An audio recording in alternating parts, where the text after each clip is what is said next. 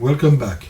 In this session we are going to look at vocabulary and morphology and how to describe the vocabulary and the morphology of a language with knowledge.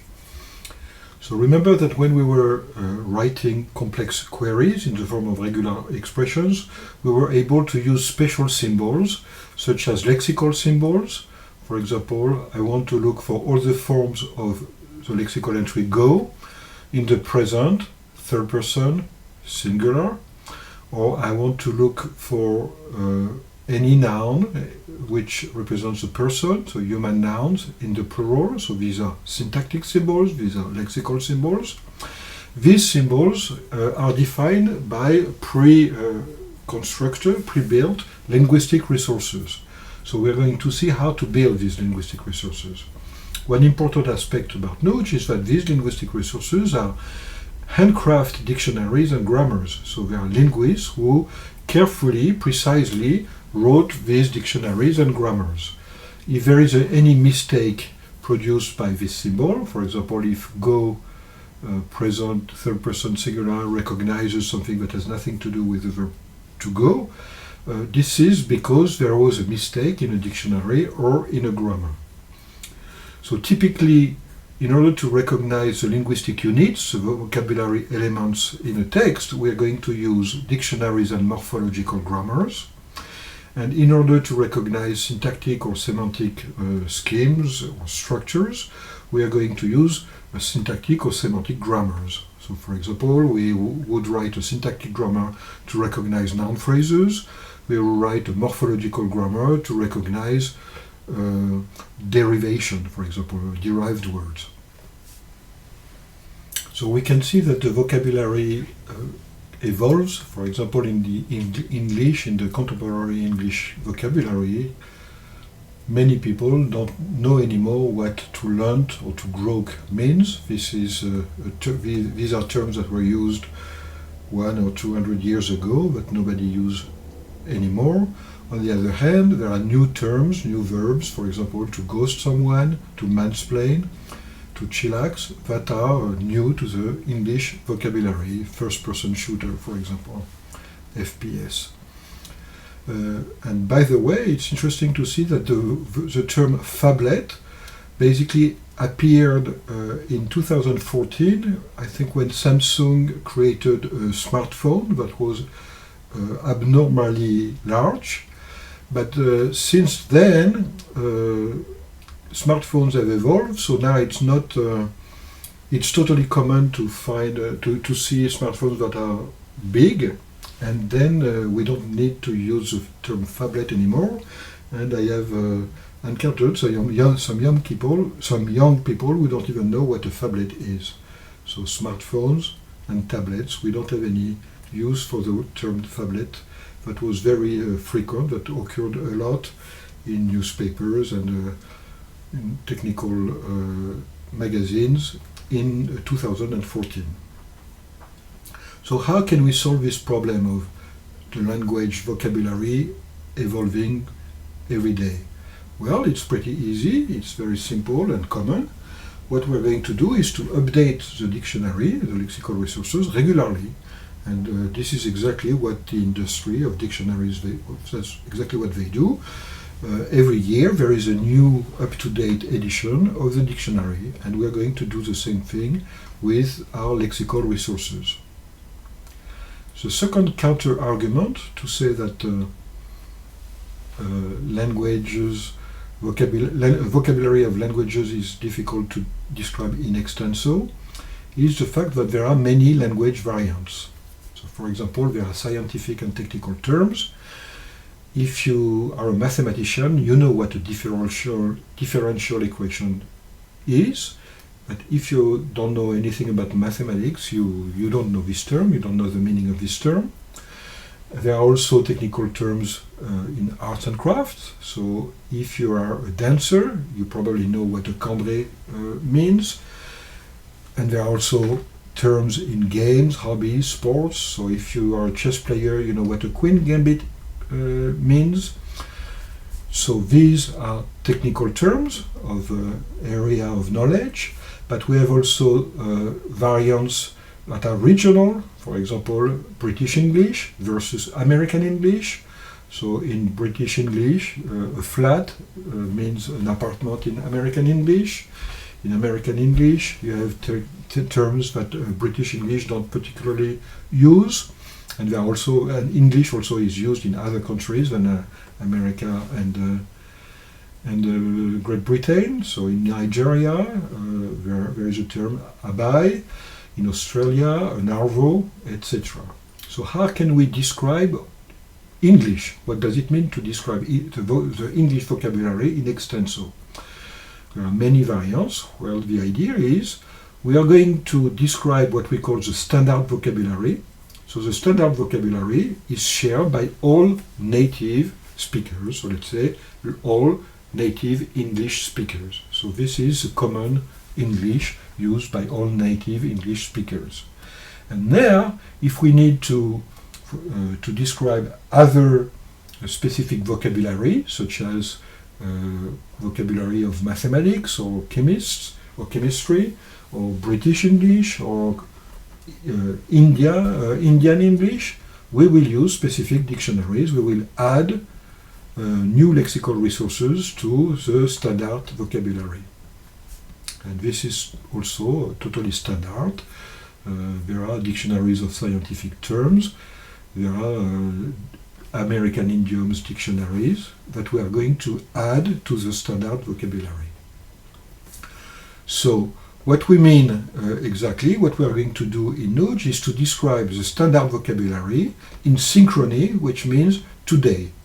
So, in order to take into account the fact that the vocabulary is evolving every day, we will update this vocabulary every year. In order to take into account some regional variants of a language or some technical vocabularies, we will use extra linguistic resources.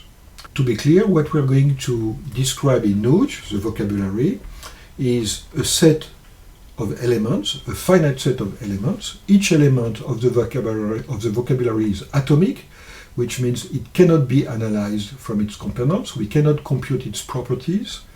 If we could, we wouldn't need to describe it in extenso. It wouldn't be an element of the vocabulary. Vocabulary elements are called in Nudge atomic linguistic units. If there are some homographs or ambiguous words, for example, a word form corresponds to different meanings, different properties, so we describe them as independent atomic linguistic units. And any natural language processing software application obviously has to be able to process all types of atomic linguistic units.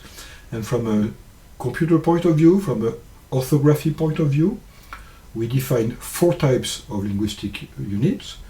Simple words, which are sequences of letters between delimiters, let's say between spaces. Affixes, they could be prefixes or suffixes that are not necessarily delimited. They can be inside word forms. Multi-word units, such as all of a sudden, a blue color, which can contain delimiters, such as a space or a dash or apostrophes. And discontinuous expressions that are elements of the vocabulary but are not contiguous, so they can have insertions. For example, when I say I turn the light off, well, to turn off is an atomic linguistic unit. To take the problem we mentioned yesterday into account, we will describe to take into account as an atomic linguistic unit. In order to describe the vocabulary, we will mainly use dictionaries. So a Nudge dictionary, its goal is to formalize, to describe very precisely the vocabulary of a language. All linguistic units, all atomic linguistic units must be taken into account. They must be listed in extenso. Each atomic linguistic unit has to be described by one and only one lexical entry. All the word forms of a language must be accounted for. For example, laughable has to be somewhere described, either as a as an atomic linguistic unit. So in that case, we will describe it as a lexical entry, but probably not. We will probably want to link this word form to the atomic linguistic unit, which is the verb to laugh. All morphological rules, such as the one that I just mentioned, from to laugh to laughable, must be explicitly described, and if there are some exceptions, they have also to be explicitly listed. So how does a Nuge dictionary look like? So if you open Nuge, File, Open Dictionary, you will see a sample dictionary, sample.dic, and this is a typical Nuge dictionary. This, for example, this entry and comma conj means that there is a lexical entry, which is and, which is described as conj C. This is an arbitrary code that we associated with this conjunction. Of is associated with the code prep, preposition. As soon as possible is an adverb. So this is pretty simple. A dictionary can store simple words or compound words. In a dictionary in Nuge is just a text file in a UTF Unicode file format. So you can also edit the dictionaries outside of Nuge. All the lines that start with a hashtag are considered as comments. And these, if you have a list of terms, you can just copy and paste it into a Nuge dictionary and then associate it with a code by adding a comma and then a code. This code has to be in uppercase only, non-accented uppercase letters. We will see that there are some lexical entries that must be associated with a set of word forms, let's say inflected word forms. So for example, artist here is a noun, and it's also human. You can add any property in the text, in the line. And FLX equals table is the name of the inflectional paradigm that will be used to link artist, the lexical entry, to all its forms, which is basically artist and artists in the plural. And you notice that cousin and artist share the same paradigm, named table. This paradigm explains to the system how to inflect artist and cousin, and pen, and also table. All these four entries share the same inflectional paradigm, basically takes an S in the plural. The word man, for example, if you want to describe woman as an inflected form of man, you would write man, the lexical entry, and then enter a paradigm, let's name it man, which will produce not only men, but also woman and women. So this is a typical Nuge dictionary. So this FLX property gives the name of the paradigm, which is defined in another file, which is here, sample.nof. So sample.dic is a dictionary, and it's associated with sample.nof, which is the inflectional or derivational grammar that describes the paradigms.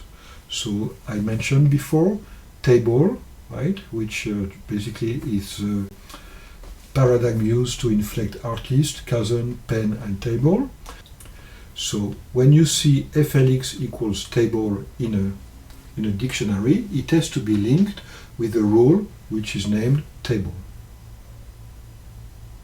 So this is a dictionary. This is a very simple dictionary for English. This is a dictionary for Croatian. Same thing. You see FLX equals meadow. FLX equals alat is defined in a inflectional derivational grammar here. There is also a way to display dictionaries in a table form, a little bit like Excel. So this is a Nuge dictionary that describes phrasal verbs. So, for example, to blank out, to blow off, to boil away, it contains 1260 entries. Each entry is associated with FLX, with a paradigm that explains how to inflect this phrasal verb. And this is a dictionary of organizations, always in the same file format. These names of organizations usually don't have any inflection, so you see, for example, Association française des centres d'essai pour les réseaux locaux industriels is associated with the code N, so it's a noun, and several properties. So as an exercise,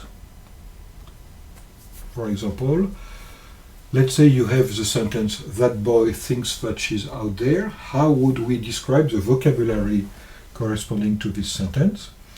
So this could be an exercise. If you want to do it, you just pause the video.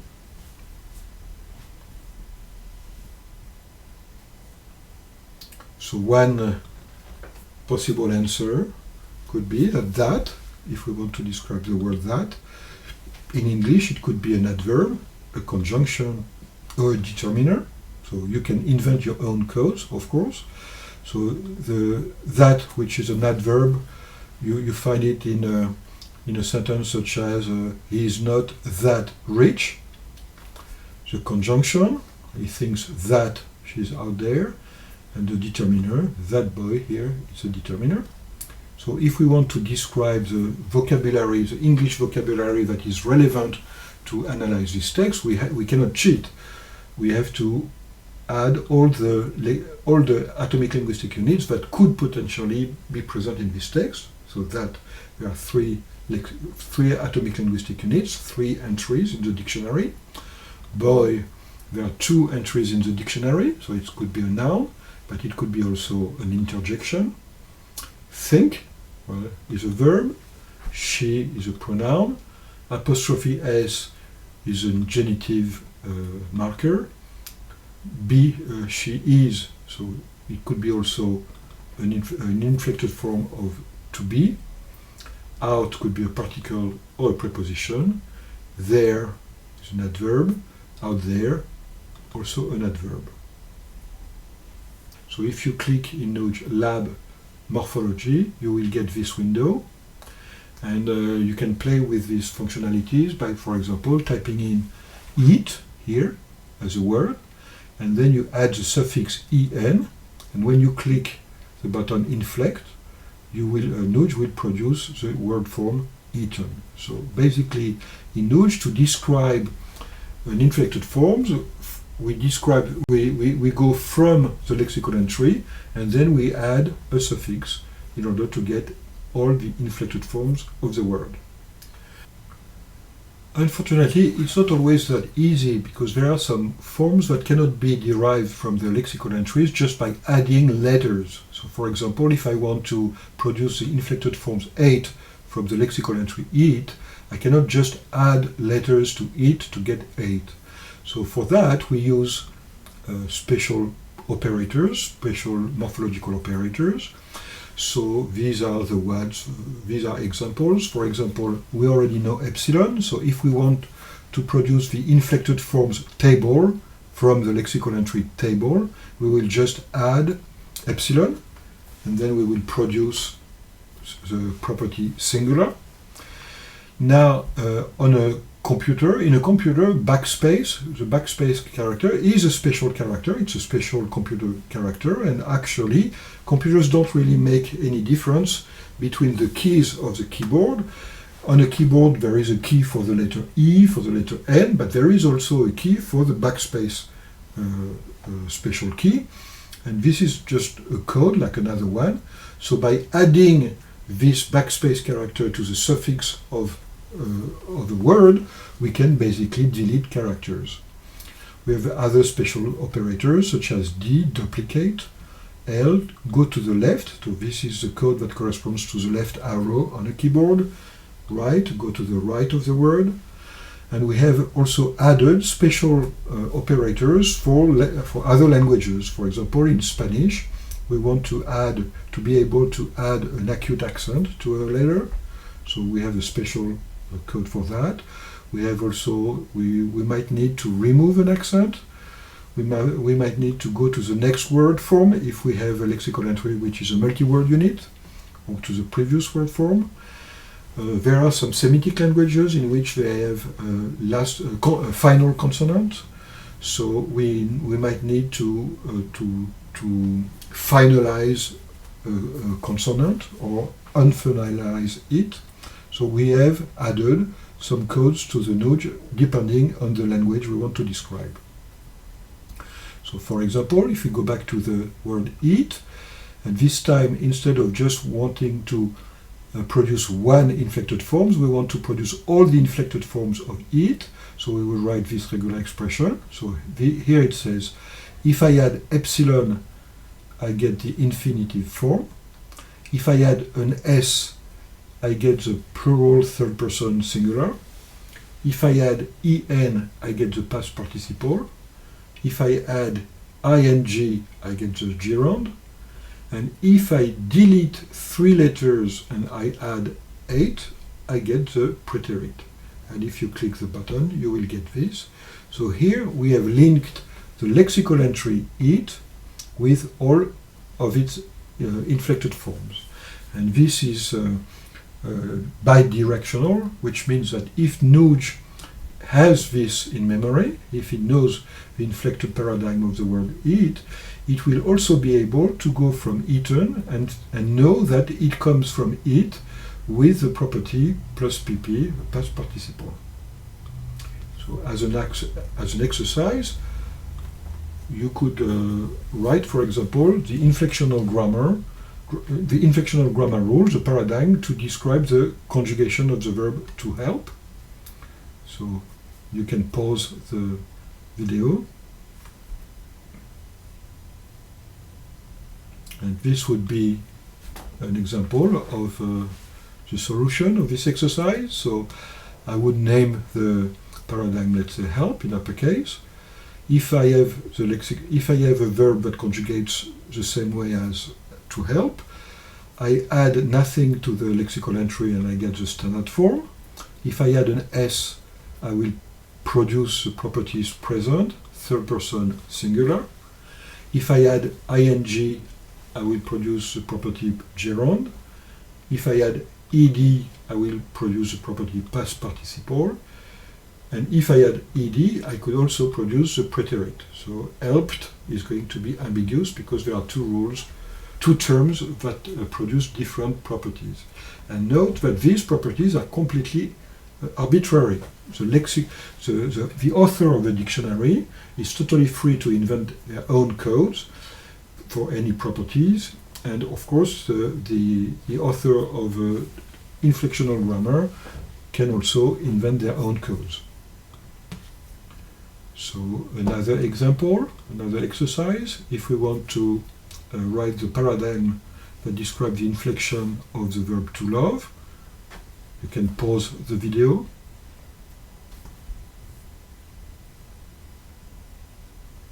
And this would be the answer. So you notice that it's basically a copy and paste from the paradigm for to help with a little difference. In order to produce the gerund here, I cannot just add ing, I have to delete the e. So here there is a little difference between love and help. For help, I just add ing. For love, I have to delete the e. So these two verbs will be associated with two different paradigms. So if you open the sample.nof, which is the inflectional morphological grammar associated with the dictionary sample.dic, you will see the table here is described. Basically, this is a paradigm that says add an s in the plural. And if we go a little bit lower, you will see the paradigms for the verb to be, to do, to ask, to have, to eat. So here with the FLX code and with these grammars, we saw how to describe the inflection of a lexical entry. But we have the same thing, the same tool for derivational morphology. So for example, here in the same file, a little below, a little after, you will see that if a verb is associated with the derivational paradigm able, it will, for example, to laugh, if we add the suffix able, so laughable, we will produce an adjective. And there is also another derivational paradigm. If you add er, you will produce a noun, for example, eat, eater, laugh, laugher. And you have other derivations that can be described. LW means go to the left, to go completely to the left of the word, and then add RE, and then you produce a verb. So mount, it will be derived as remount, which is also a verb. So to recapitulate, we have, let's say, a lexical entry, such as here, do. So do is a lexical entry. It's associated with the code V for verb. It is associated with an inflectional paradigm, do. And this inflectional paradigm will link the lexical entry with the forms to do, does, doing, done. It is also associated with this derivational paradigm, DRV means derivation. So DRV equals able colon epsilon means I will take the lexical entry do, I will add able, and then when I get doable, I don't inflect it anymore. So epsilon means I don't do anything else. So from do, I just produce the adjective doable. Now here, a second derivational paradigm, ER, basically it will say, you can see it here, ER is here, I add ER and I get a noun. So if I have do, I will get doer, thanks to this rule, and then I will inflect doer with the inflectional paradigm table, so one doer, two doers. Table is the inflectional paradigm for the nouns that get an S in the plural. And DRV equals RE, it was described here, RE. I add RE in front of the word, so from do I will produce redo. But because there is no inflectional, you see here there is the resulting derived form is associated with an inflectional paradigm. Here there is none. So when there is no explicit inflectional paradigm for a derived form, Nuge uses the default paradigm form. So Nuge will produce redo and inflect it with the inflectional paradigm for do. So FLX equals do will produce do, does, doing, done. This line here, this property will produce doable. This property will produce doer and doers. And this property will produce redo, redoes, redoing, redone. So if you have this in your lexical entry, the lexical entry in your dictionary, the lexical entry do will be associated with all these forms, and reversely, when you apply this dictionary to a text, every single of these forms, let's say redone, will be lemmatized, will be associated with the lexical entry do with its inflectional or derivational properties. Okay, so again, I congratulate you if you arrived at this point. So now you know how to construct your own dictionary. You know how the Nuge dictionary looks like.